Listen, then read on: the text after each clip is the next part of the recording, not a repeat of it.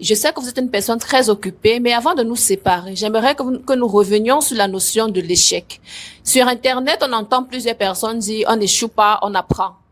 Maintenant, j'aimerais, par rapport à votre expérience personnelle dans le domaine de la vente directe par réseau, vu que vous êtes expert dans ce domaine-là, quel est le rôle de l'échec dans le processus entrepreneurial d'un entrepreneur en herbe, par exemple?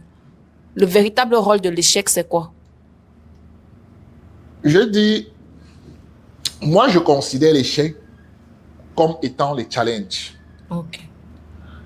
Mais il y a certaines personnes qui disent qu'on n'échoue pas, on apprend. Il y a deux catégories d'entrepreneurs. Il y a ceux qui échouent et ceux qui apprennent de leur échec. Exact. En fait, lorsque vous voyez un entrepreneur qui passe son temps à dire il a échoué, il a échoué, il a échoué, il a échoué, et il se vante de son échec permanent, c'est un problème. Ça veut dire qu'il n'apprend pas de son échec. Je ne dirais pas qu'on n'échoue pas, on apprend. Il y a des personnes qui échouent. Oui. Et ceux qui échouent, c'est ceux-là qui refusent de comprendre que l'échec, en principe, c'est un challenge. On échoue que lorsque on abandonne. On échoue que lorsque, face aux difficultés, on abandonne. Donc, l'échec, c'est une décision personnelle.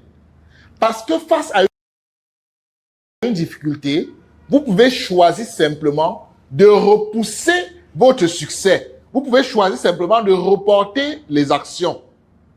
Mais lorsque vous abandonnez face à l'échec, face au challenge, c'est seulement en ce moment-là que nous parlons d'échec.